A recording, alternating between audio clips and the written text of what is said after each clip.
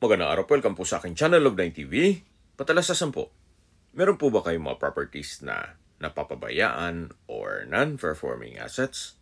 Plan nyo ibenta, pero wala kayong oras sa pagbibenta nito.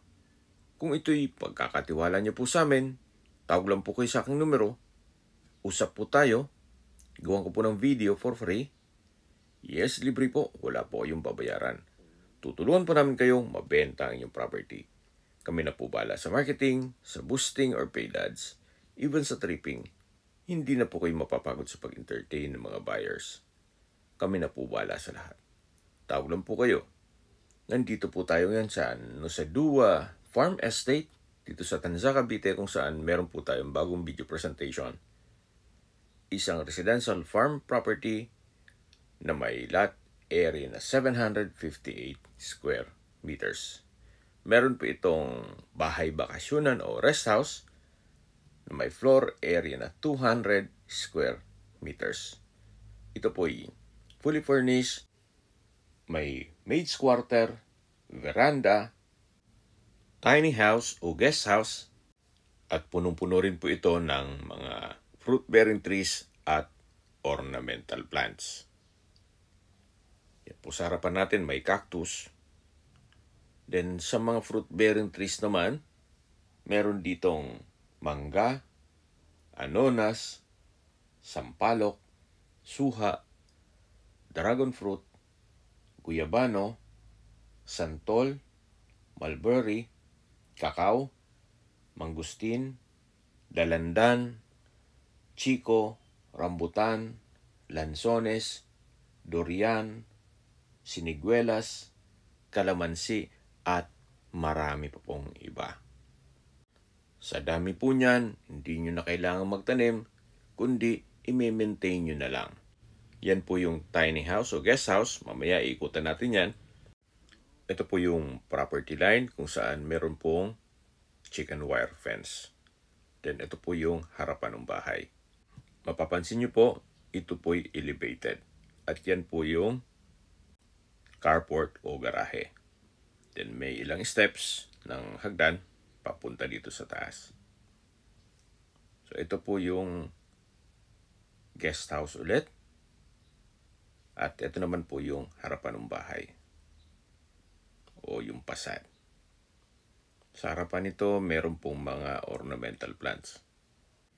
Sa mga plantito at plantita, malamang marirecognize nyo kung ano-ano mga variants nila. Dito po sa loob ng bahay ay kumpleto na po ang mga gamit. Meron po itong tatlong aircon, isang 1 horsepower, 1.5 at 3 tonner. Kasama na rin po yung ref, TV, actually tatlong TV yon, isang 50 inches, 55 at 65 inches. May 7 electric fan, may oven, gas range, gas stove, 2 LPG tank, shower water heater, home theater sound system, at outdoor solar lights. Meron din po itong sariling source of water o deep well. Bago po tayo pumasok, tunghayan niyo po ulit itong harapan nitong property na punong-puno po ng fruit-bearing trees. At dito naman po yung veranda. At yan na po yung main door na kung saan meron pong ilang steps na hagdan dito. Ang main door po ay meron pong aluminum screen door at ito'y solid wood door. At meron pong mga Carabao yoke sa harapan nito. At samahan niyo po ako. Pasok po tayo. Welcome po dito sa bahay ni Ma'am at Sir. Napaganda po, meron pong fish pond. Kung mga mahilig po kayo sa feng shui o mga pampaswerte, alam niyo na po ang kahulugan nito. Ito po yung resort type. Yan po, habang nagre-relax kayo dyan, then meron po kayong marinig ng mga waterfalls. Pinapanood niyo itong mga isda. By very relaxing na po. Habang nakahiga po kayo dyan sa 3 branch na floor bed. At dito po sa side ko, meron pong antigong pang-araro. Tunghayin niyo po ulit bago tayo pumasok dito sa first bedroom. Ito po yung naka-aluminum sliding glass door. Malaki po ang espasyo nito. Meron pong natural sunlight. Gawa ng meron pong glass blocks sa taas ito. May split type aircon. Meron din pong malaking customized glass window. Naka-tile flooring. Then high ceiling po siya. At customized din po itong bed frame. Lahat pong nakikita niyong gamit ay kasama po yan. So mula po dito sa bedroom, meron din po itong walk-in wardrobe. At sa dulo po yung toilet and bath. Meron pong bathroom countertop. Meron din pong glass blocks, nag-serve as natural sunlight. At ito po yung shower enclosure.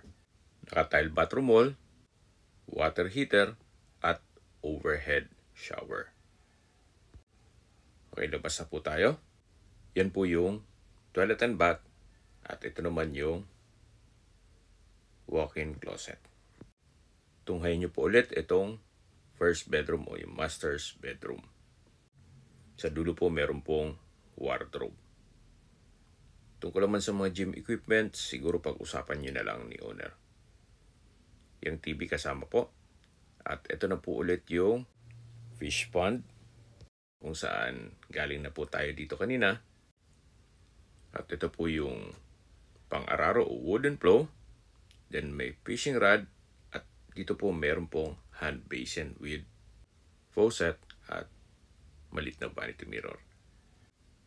Dito naman po yung likod ng fish pond at meron din pong mga glass blocks sa wall nito at ito po yung common toilet and bath. Naka-tile bathroom wall, may overhead shower at water closet. So labas po tayo para check natin ibang parte ng bahay. Yan po yung living area.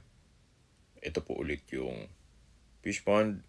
At ito pong main door ay naka-multiple lock. Steel door na rin po yan at may peephole. Dito na po tayo sa living area. Dining area at sa dulo yung kitchen. Open concept lang po dito sa area to. At dito naman po yung dining area.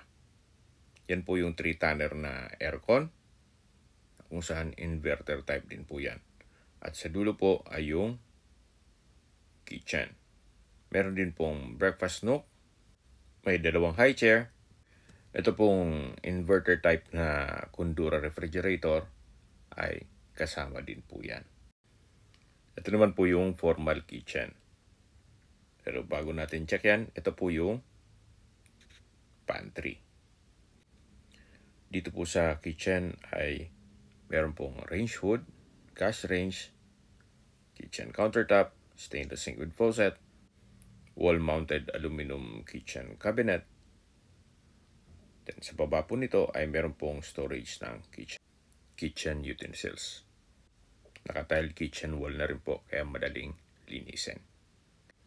Ito pong access door dito ay steel door na rin po at meron pong multiple locks. May peephole na rin po ito. Labas po tayo. Meron din pong aluminum screen door. At yan po yung dirty kitchen. Meron rin pong mga security grill sa palibot ito. Dito po sa dulo ay nagamit na rin nila yung espasyo. Meron din pong common toilet and bath. At maayos naman po ang toilet fixtures nito. Mula po dito sa common toilet and bath, matatanaw natin yung service area. At meron pong steel gate na access naman papunta dito sa likod ng bahay o sa setback. Ito pong gas range at frying pan ay kasama po yan. Yan po yung tinutukoy ko na steel gate na may access papunta dyan sa likod ng bahay. Babalik na po tayo dito sa loob. Yan po yung aluminum screen door na maayos pa at wala kayong papagawa dito. At dito na po tayo sa may pantry. Then, yan po yung formal kitchen. At dito naman po yung dining area na may solid wood na dining set. At sa dulo po yung living area na may Lazy Boy at Cleopatra. At ito pong painting, hindi ko lang alam kung isasama yan ni owner. Ito po yung access door papunta sa second bedroom. Ito pong second bedroom ay napakalaki ng espasyo. Meron din pong split type aircon. May customized glass windows with blinds. May center lamp. Meron din po kasamang TV. Then coffee table. May bed frame and mattress set. Then may electric fan. May drawers, wall-mounted wooden rack. At dito naman po yung toilet and bath. May isang toilet fixtures at may shower enclosure. Meron din pong overhead shower at bathroom window. From floor to ceiling na rin po ang tile bathroom wall nito. Tunghayin niyo po ulit itong second bedroom. Naka-tile flooring na rin at maayos po ang pintura ng ceiling at wall. Meron din pong malaking espasyo dito na pwedeng paglay ng mga kagamitan. Meron din pong bedside table and drawer. Ito po yung access door na meron pong aluminum screen door with security grill na may access dito sa balkonahe. Hanggang sa dulo po yan. Ito po yung naka-tiled flooring. Sa baba po nito ay matatanaw natin yung guest house o yung tiny house at itong harapan ng bahay. Pati yung veranda, matatanaw po natin dito. Napakatahimik po ng lugar, sariwa ang hangin at malamig po ang klima. Ito po yung nasa loob ng isang exclusive subdivision na meron pong 24-hour security at kompleto po ang amenities. Upon tripping po saka na tayo papasyal sa clubhouse. Kompleto na po doon gaya ng function hall, swimming pool, parks and playgrounds at marami pong iba. Nandito po ulit tayo dito sa loob ng second bedroom at lalabas po tayo. Mula po dito sa kwarto, yan po yung dining area at yung living area. Then meron pong enclosure. Sa kabilang side po niyan ay yung fish pond. At dito po yung back door na papunta dito sa service area. Yan po yung dirty kitchen. At lalabas na po tayo dito sa steel gate. Malaki pa po ang espasyo dito sa likod ng bahay. Yan po yung deep well. Kaya meron na pong sariling source of water. At may filtration na rin po ito. Yan po yung dulong parte na itong property hanggang dun sa kabilang side. Dito po sa taas ng kakwate, meron pong dragon fruit at ito pong setback ay mga 4 meters more or less. Meron pong pathway dito at yan po yung property line. Yung meron pong chicken wire. Pababa na po ito hanggang dun sa harapan ng bahay. Habang naglilibot po tayo at pinagmamasdan niyo po itong buong property, summarize ko lang po sa mga nag-skip ng video. Ito pong property ay nasa loob ng isang exclusive subdivision o farm estate na Nusa Dua. Maisingit ko lang po, ito pong deep well ay meron pong filtration. Yan po, mapapansin nyo ilang steps din yan bago pumasok dun sa loob ng bahay. Okay, balik tayo dito sa detalye. May lot area po ito na 758 square meters at may floor area na 200 square meters more or less. Tungkol naman sa dokumento nito, ito po ay titulado, buhay po ang may-ari, kaya wala po kayong maging problema sa documentation o sa transfer ng title.